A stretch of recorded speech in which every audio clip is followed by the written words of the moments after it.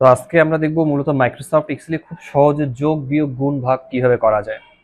তো যোগ বিয়োগ গুণ ভাগ করার জন্য আমরা এখানে একটা ডেটা শিট দেখতে পাচ্ছি।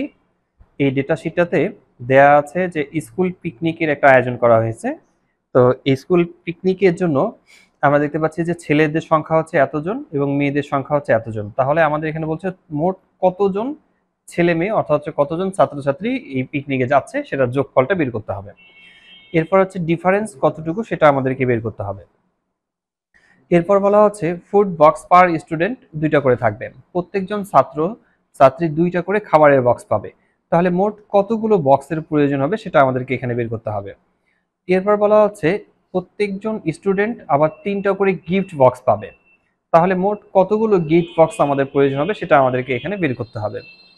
এরপর বলছে যে স্টুডেন্ট পার টিম, এখানে একটা খেলাধুলার আয়োজন করা হবে, সেখানে প্রত্যেকটা টিমে 10 জন করে প্লেয়ার থাকবে। তাহলে মোট কতগুলো টিম আমাদের তৈরি হচ্ছে সেটা বের করতে হবে।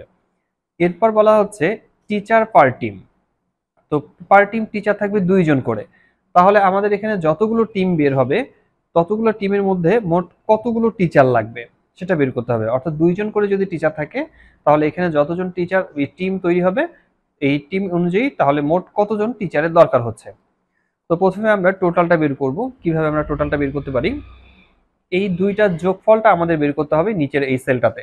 আমরা এই সেলটাতে ক্লিক করে ইকুয়াল টাইপ করব।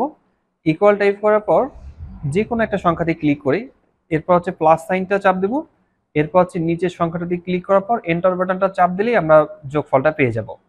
এটাকে সাম করতে পারি অথবা হচ্ছে আমরা এই নিয়মেও বের করতে পারি, এটা যোগ করা যায়। আর ডিফারেন্সটা হচ্ছে যে মাইনাস করতে হবে, বাদ দিতে হবে। তো বড় সংখ্যাটার সাথে ছোট সংখ্যাটা আমরা মাইনাস করে ফেলবো। এই ডিফারেন্স বের করার জন্য আমরা এই সেলটাতে ক্লিক করব, ইকুয়াল টাইপ করছি, বড় সংখ্যাটাতে ক্লিক করার পর মাইনাস, ছোট সংখ্যাটাতে ক্লিক করে এন্টার বাটন চাপ দিলাম। আমাদের এখানে পার্থক্য হচ্ছে 20 জনের। তো আমাদের টোটাল স্টুডেন্ট বের হলো 100 জন।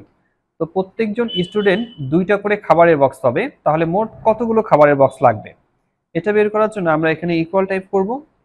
এরপর হচ্ছে আমরা প্রথমে আমাদের এখানে স্টুডেন্টের যে সংখ্যা আছে সেই সংখ্যাতে ক্লিক করলাম, গুণন চিহ্ন টাইপ করব এবং হচ্ছে আমরা এখানে খাবারের বক্স প্রত্যেকটা স্টুডেন্ট দুইটা করে পাবে সেখানে ক্লিক করে এন্টার বাটন চাপ দিলাম। তাহলে আমাদের মোট 200টা খাবার প্যাকেট দরকার। এরপর বলা হচ্ছে প্রত্যেকজন স্টুডেন্ট তিনটা করে গিফট বক্স পাবে।